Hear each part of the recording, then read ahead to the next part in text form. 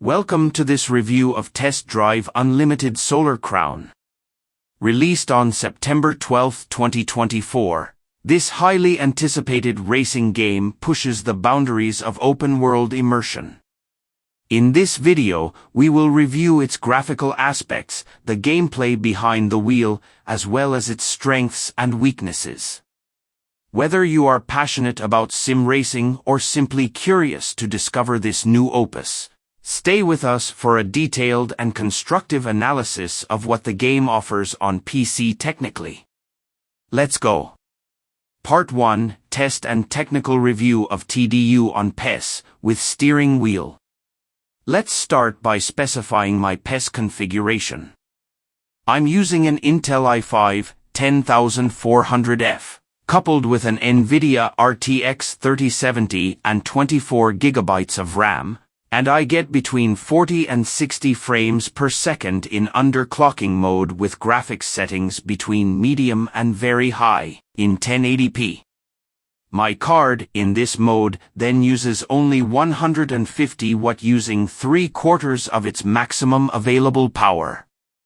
I tested using 100% of its maximum power, and I only had a gain of barely 5 frames per second or so.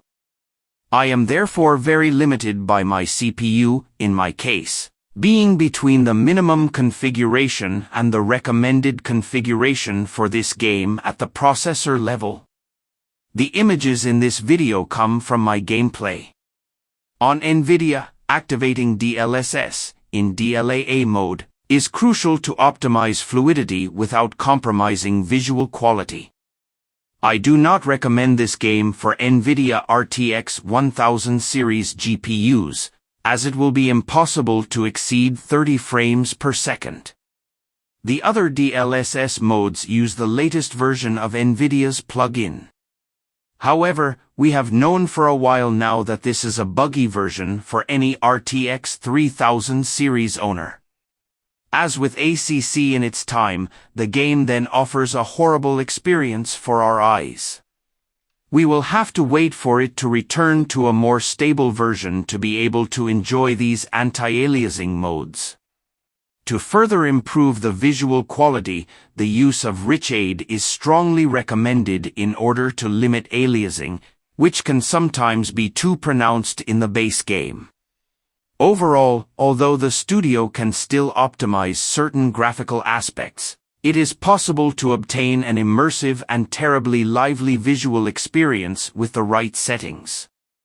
Despite this, some flaws are obvious, including the lack of variety of vehicles in the streets as well as the almost total absence of human life in the open world. Even if it breaks the immersion a bit, this game is for me a very good surprise. The best car simulation at the wheel in an open world currently on the market, the one that comes closest to our reality, the one I was looking for when buying a steering wheel. The feeling of speed is particularly realistic, reinforcing this feeling even more. Regarding the management of the camera in cockpit view, I regret the absence of an option to modify the horizontal inclination of the driver's head, also called pitch. We suddenly have the impression that we are looking too much downwards. Also missing is the option that would allow the possibility of locking the camera in cockpit view, because when we accelerate or brake, we approach or move away visually. In addition, the dirt on the windshield when it rains quickly becomes annoying during races in cockpit view. It would be necessary either to reduce its intensity during the events, or also to add an option to be able to adjust the intensity in the settings. I prefer to alternate between the cockpit view when exploring and the hood view for the events to be more efficient. Another point that could be reworked concerns the weather conditions in the open world. Although the rain management is impressive, it occurs too frequently. Add to that the time for the road to dry, and we have too much the sensation of driving in autumn. This is quite depressing as in reality, which makes us want to drive less and less during long gaming sessions.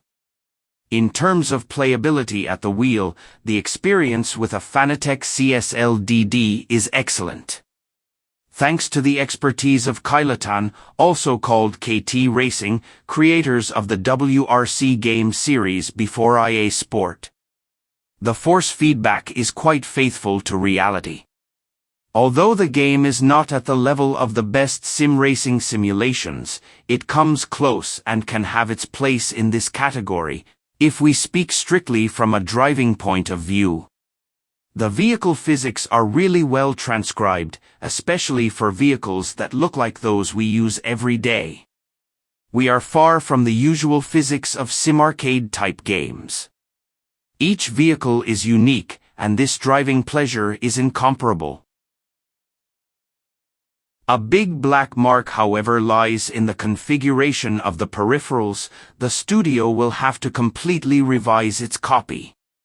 It is almost impossible to combine a steering wheel with a handbrake and a gear lever, because the game only correctly manages one peripheral at a time. This creates control problems, including the loss of force feedback when using two peripherals at the same time. Even using third-party software, it did not work. It is really frustrating and spoils the fun, especially in off-road, not to be able to have a physical handbrake. On the other hand, the force feedback settings in the game are well thought out, allowing you to adjust the recentering of the steering wheel, the compression of the shock absorbers, and the lateral forces felt when cornering. These options, simple but effective, provide sensations close to reality when they are well adjusted. To finish on this aspect of driving at the wheel and realism, let's talk about an aspect that is very important for any sim racer: the management of the pedals and the possibility of being able to do real degressive braking. Unfortunately, from this point of view, we have the impression that the game does not correctly manage the analog value coming from the pedals with the forces that should be exerted on the four corners of the car. We really have too much of an all-or-nothing feeling. There is too much weight on the front of the vehicle too quickly at the slightest braking, and too much weight on the rear when accelerating. For lateral forces, this is much better, which allows you to launch drifts well.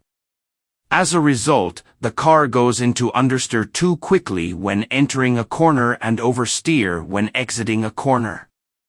Only people equipped with pedals using curves to manage their pedals will then perhaps be able to get a little closer to reality. We would have liked to have an additional option in the settings that would allow us to manage the distribution of forces on the front and rear shock absorbers according to the percentage of the pedal, using a slider between 0 and 100%. It is therefore almost imperative to use ABS and TC to the maximum in the game, otherwise driving quickly becomes difficult, losing realism, especially on wet roads or with rear-wheel drive cars. These effects are also particularly felt with the slow and unequipped vehicles that we have at the beginning of the game. Once the aids are activated, the four-wheel drive cars then offer driving sensations that are bluffing with realism. Drifting is perfectly controlled, especially with these 4x4s, which is a real pleasure. Finally, the sounds of the vehicles are incredibly well modeled, among the best that can be had in a car game. Each car has its own sound character, and even opening the windows affects the sound of the vehicle, plunging us even more into immersion.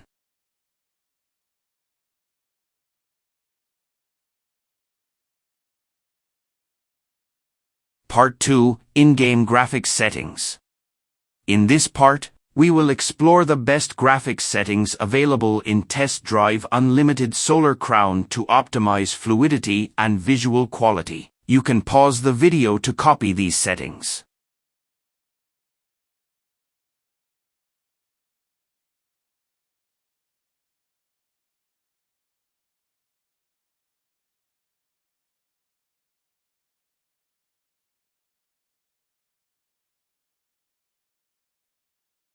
Part 3. Modifying the UserSettings.cfg file.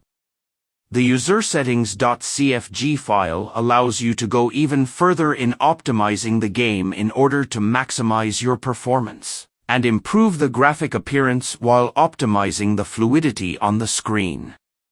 You will find it in your Documents folder, then in the My Games and Test Drive Unlimited Solar Crown subfolders.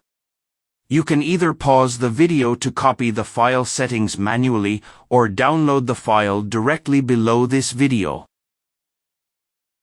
Part 4. Reshade to improve visual quality.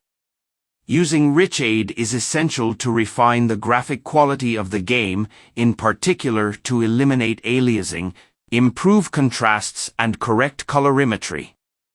I will quickly show you the right shaders to use in order to obtain a sharper and more realistic rendering. You can download the shaders and the preset directly below this video. Part 5. In-game FFB settings.